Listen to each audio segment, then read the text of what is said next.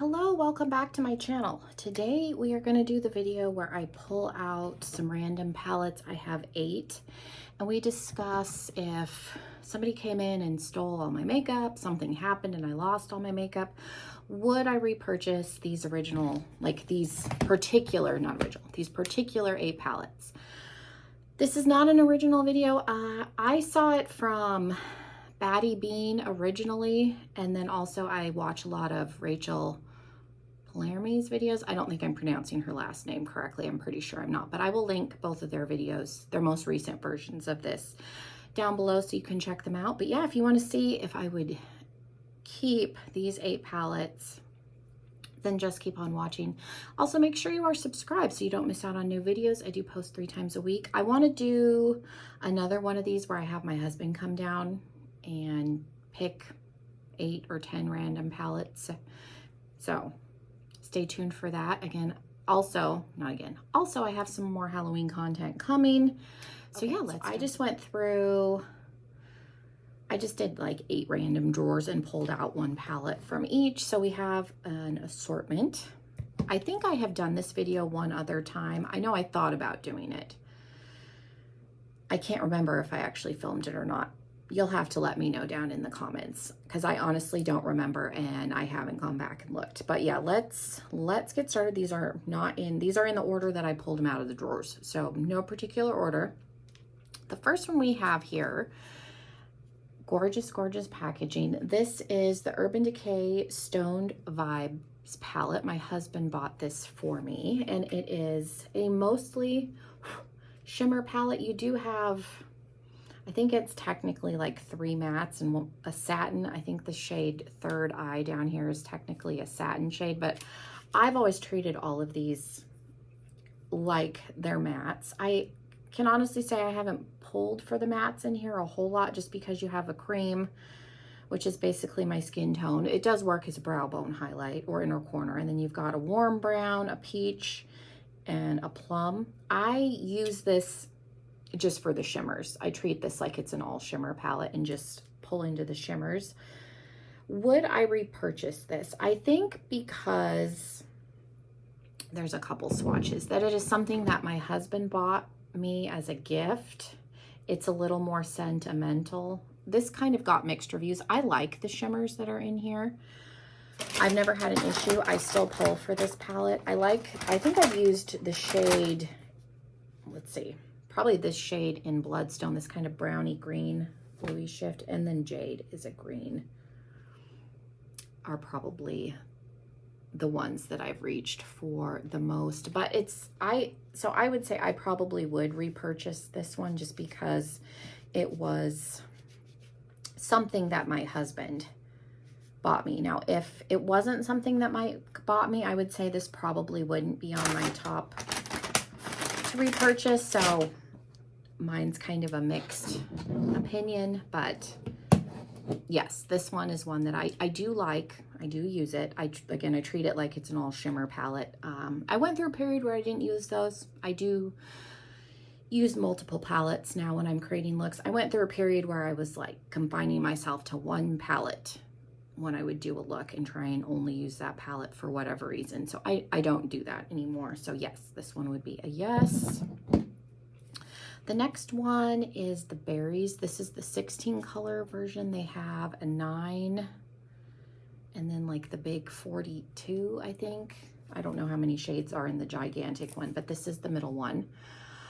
This one, as much as I like it, and I do like the pinks in here, I think there's a lot of overlap. Like this shade and this shade are very similar. This shade and this shade are very similar.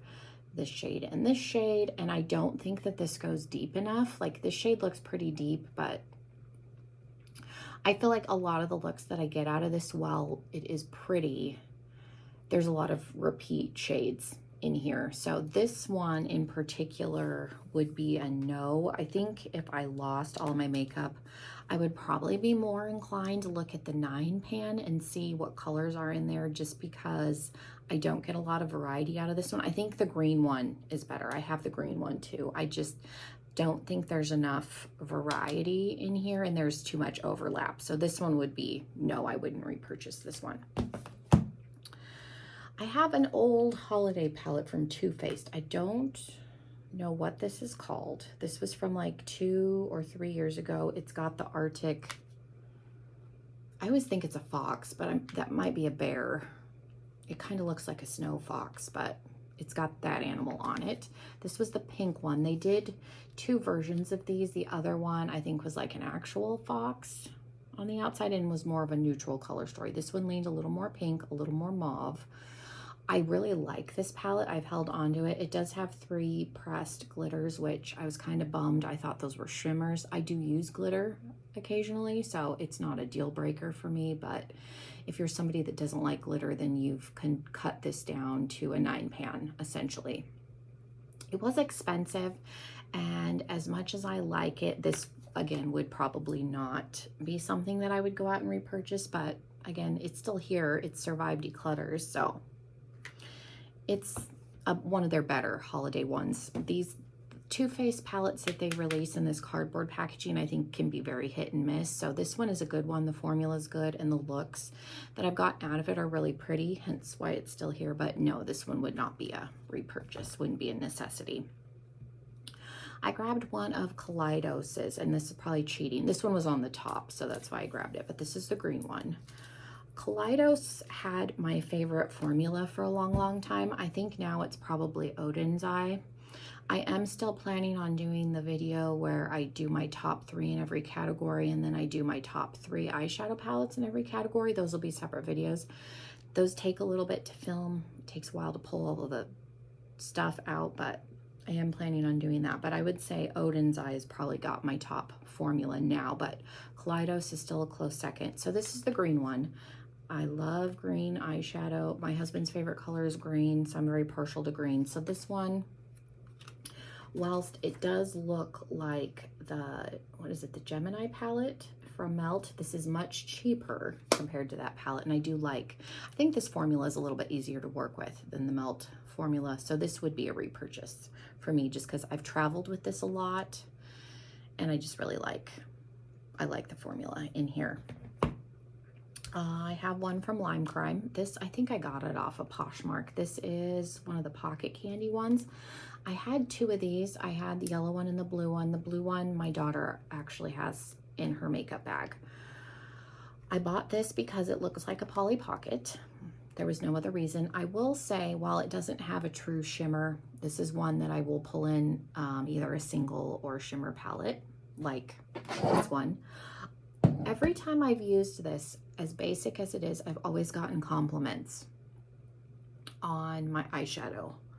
And I usually do some sort of pink with the yellow on the lid and then go over it with something a little more glittery. But this is one I would probably repurchase just because I bought this for nostalgia mainly. Again, I got it used on Poshmark. It was brand new, but you're buying from a third party. So I would probably seek this out again just because, again, it looks like a Polly Pocket. So this is one that I would probably repurchase. Again, I don't reach for it a ton, but every time I've worn this out, I've gotten compliments. So there's that. We have the Sugar Pill Fun Size. This was the first one. I never got the second one. It's got some nice pastels. I want to say I've used this a couple of times for like to bring in to help blend out, like when I've used the Jawbreaker palette. I think I've used this one time to do a look with just this. So this is not one that I reach for a ton. So I would say in that vein, this is probably not one that I would go out and repurchase just because it's an all matte palette. I don't tend to gravitate to those a ton, and it's pretty light. So this to me is a companion palette, again, for blending purposes mainly is what I've used it for. But yeah, I don't think this is one that I would repurchase. I don't use it very often.